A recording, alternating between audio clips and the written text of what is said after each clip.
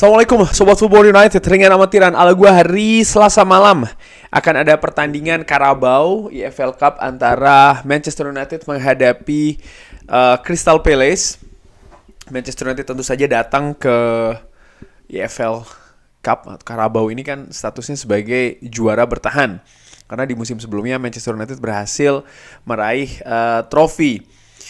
Kalau gua lihat bagaimana Erik ten Hag ya kecenderungannya ini, by the way, ketika gue bikin review ini ketika gue bikin preview ini belum ada baru terkait dengan squad Manchester United.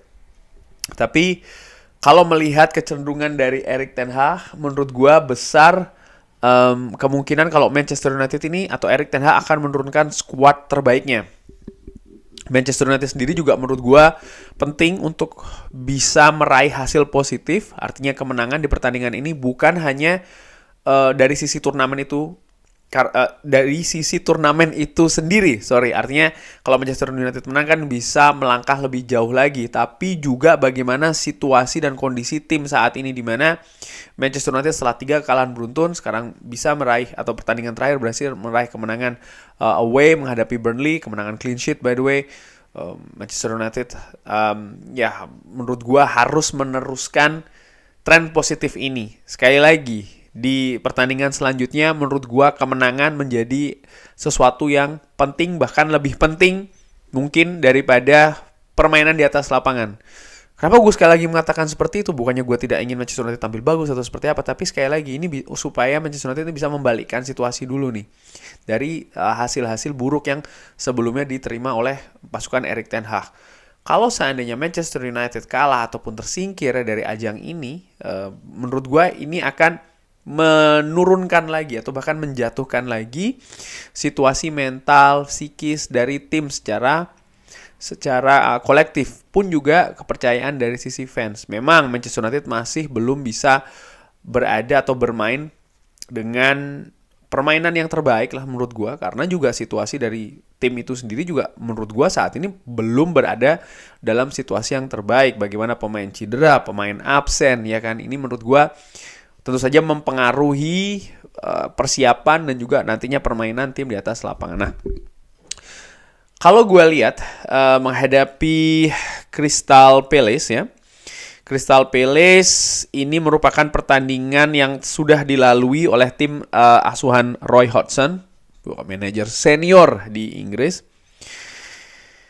Tidak buruk menurut gue ya raihannya, 2 kali kekalahan tipis menghadapi Arsenal, dan ketika menghadapi Aston Villa mereka kalah 3-1. Tapi selain itu mereka berhasil menang menghadapi Wolves, menahan seri Brentford.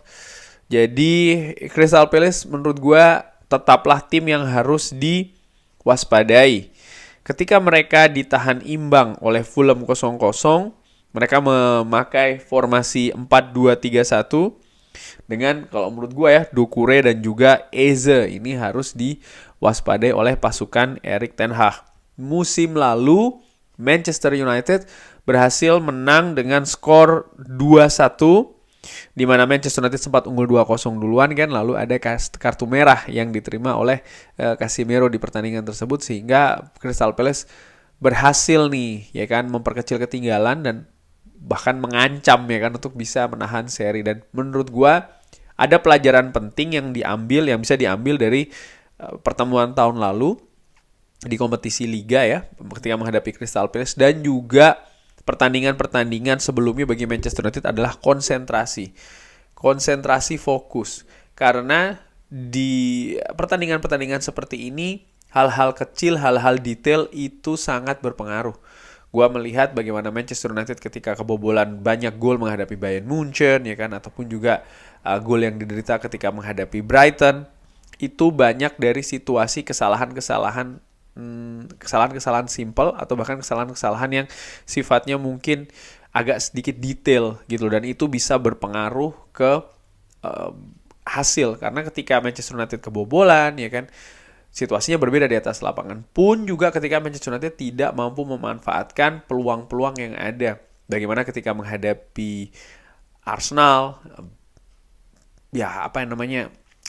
kurang teliti sedikit karena ada VAR di situ kan ketika menghadapi, walaupun tentunya ini sangat debatable, bisa diperdebatkan apakah itu offside atau tidak Garnacho, atau ketika menghadapi Brighton bagaimana bola itu sudah keluar dulu. Tapi maksud gue hal-hal kecil seperti itu tuh bisa sangat berpengaruh sekali, sehingga Manchester United harus konsentrasi fokus. Dan masalah konsentrasi fokus ini gue melihat dari musim lalu ya, ini hal yang harus diperbaiki oleh Erik ten Hag. Oleh karena itulah Erik ten Hag juga sering menekankan bagaimana karakter, bagaimana attitude dari para pemain, kultur juga harus dirubah dan harus dilakukan secara konsisten di atas lapangan. Nah, untuk perkiraan formasi, masih banyak pemain Manchester United yang absen.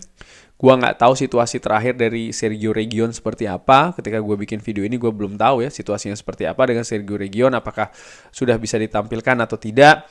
Tapi kalau melihat situasi dari jadwal Manchester United, di mana setelah ini ada jeda 4 hari sebelum bermain lagi di kandang menghadapi Crystal Palace. Lalu ada kandang lagi menghadapi Galatasaray dan lain-lain ya. Gue menilai besar kemungkinan Erik ten Hag tetap akan menurunkan pasukan terbaik. Nah, pertanyaannya adalah sebelum ngomong soal masalah pemain yang diturunkan, formasi apa yang akan diturunkan oleh Erik ten Hag?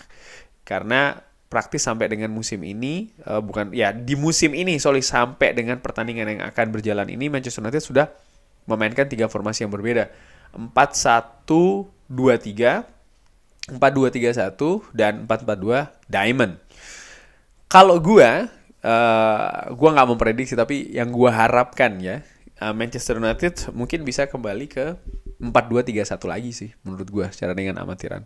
Gue sampai dengan sejauh ini masih menilai kalau formasi inilah merupakan komposisi terbaik dari Manchester United. Tapi tentu saja harus disesuaikan dengan ketersediaan ya kan dari pemain-pemain yang ada di tim Manchester United, karena ya tergantung juga kan yang tersedia seperti apa. Karena kalau tidak tersedia betul, maka kan agak sulit itu untuk memainkan formasi yang mungkin mau bermain dengan 4-2-3-1 tapi tidak ada penyerang sayap ya kan, atau bermain dengan 4-4-2 Diamond tapi lini tengahnya atau pemain gelandang tengah ini tidak tersedia secara banyak ya kan. Ini kan bisa berpengaruh di sana. Mungkin seperti yang gue katakan di review pertandingan menghadapi Burnley, kenapa Manchester United lebih bermain ke 4-4-2 Diamond, mungkin ya karena kekurangan dari sektor sayap ya kan, sayap serang, sehingga untuk mencari solusinya dipakailah nih 4-4-2 Diamond. Dan ketika menghadapi Crystal Palace nanti dengan komposisi yang ada, sekali lagi gue belum mendapatkan update terbaru, tapi kalau dari gambar-gambar latihan, foto-foto latihan di Manchester, di Carrington maksud gue ya, gue mungkin bisa bermain di 4-2-3-1. Sergio Reguilon yang masih tanda tanya, mungkin posisinya bisa diisi oleh Victor Lindelof, Tyrell Malacia, Luke Shaw masih cedera, tapi Lindelof ini menempati posisi bek kiri ketika Sergio Reguilon kemarin ditarik ya kan. Dengan komposisi bek tengah, gue masih belum tahu Lisandro Martinez seperti apa situasinya, tapi kalau seandainya memang dia harus absen, maka Varane dan juga Johnny Evans bisa dimainkan. Johnny Evans tampil excellent menurut gue di pertandingan tersebut, bahkan bisa membuat 1 assist, dan kalau tidak dianulir oleh VAR, dia juga sudah mencetak gol kan sebenarnya. Dan untuk bek kanan Diogo Dalot. Kiper, mungkin ada yang mengatakan ya Altaba Yendir. Kalau menurut gue tetap berikan kesempatan kepada Andro Onana untuk memperbaiki, untuk bisa lebih beradaptasi, memupuk kembali rasa percaya dirinya. Tampil luar biasa menurut gue ketika menghadapi Burnley, jauh lebih bagus ketika dibanding pas menghadapi Bayern Munchen ya kan. Dan Erik ten Hag mengincar kemenangan nih di Carabao pastinya, dan lawan yang dihadapi ini juga tim Premier League lainnya. Oleh karena itulah gue berpikir ya Andre Onana untuk diturunkan lagi. Pivot, nah ini agak berbeda nih. Gue tempatkan di sana Bruno Fernandes dan juga Casemiro. Mungkin Bruno Fernandes agak di drop ya, lebih dalam, dan gue pikir tidak ada masalah di sana. Dia tetap bisa berkreasi dari posisi yang mungkin agak dalam dengan berduet dengan seorang Casemiro. Sofyan Amrabat, yes gue tahu sudah tersedia, tapi melihat menit yang diberikan oleh Erik ten Hag di pertandingan sebelumnya, nampaknya situasi dari Amrabat ini belum 100% ready untuk dimainkan dari awal. Ini perkiraan gue. Tapi besar tetap kemungkinan Sofyan Amrabat akan dilibatkan di pertandingan ini. Mungkin di babak kedua dia akan diturunkan lagi. Tapi sekali lagi gue melihat ketika menghadapi Burnley, kenapa dia diturunkan di menit yang sudah sedikit itu kan, karena mungkin karena situasi fisik juga belum siap untuk diturunkan dengan menit bermain yang sangat banyak. Dan di kanan gue menilai Mungkin Mason Mount bisa dimainkan dari awal kalau memang situasi fisiknya sudah tersedia ya. Di sebelah kiri Marcus Rashford dan Hannibal Mejbri untuk diberikan lagi kesempatan. Ketika menghadapi Burnley, gue menilai Hannibal Mejbri bermain luar biasa, bermain sangat mobile, bermain dengan determinasi yang tinggi, kerja keras sekali, dan ini memberikan warna yang sangat berbeda untuk Manchester United, utamanya di lini tengah, dan sangat berpengaruh menurut gue di permainan secara keseluruhan. Dan Rasmus Højlund ditempatkan di ujung tombak sebagai ya andalan untuk bisa mencetak gol. Semoga dia juga bisa mencetak gol. Ya di turnamen Carabao tentu saja Manchester United ada kemungkinan ya untuk bisa menghadapi tim-tim di strata yang lebih rendah daripada Premier League, tapi kenyataan bahwasannya sekarang akan menghadapi Crystal Palace. Gua menginginkan Manchester United tetap bermain dengan tim terbaiknya, karena bagaimanapun juga ini merupakan tim Premier League dan Manchester United masih belum stabil. Kalau Erik ten Hag memainkan pemain-pemain yang sifatnya mungkin lapis ya, pemain lapis 2 dan lain-lain, atau hanya sekedar memberikan waktu menit bermain kepada pemain-pemain mudanya, menurut gue ini agak sedikit melenceng dengan filosofi daripada Erik ten Hag yang memang mengincar kemenangan di setiap pertandingan dari Manchester United. Sekali lagi, melihat juga lawan yang akan dihadapi Crystal Palace, sesama tim dari Premier League. Kurang lebih demikian, bagaimana menurut Sobat Football United, formasi apa yang diinginkan, komposisi apa yang ingin diturunkan, bisa drop di kolom komen. Terima kasih sudah menyaksikan, jangan lupa like, subscribe. Wassalamualaikum warahmatullahi wabarakatuh.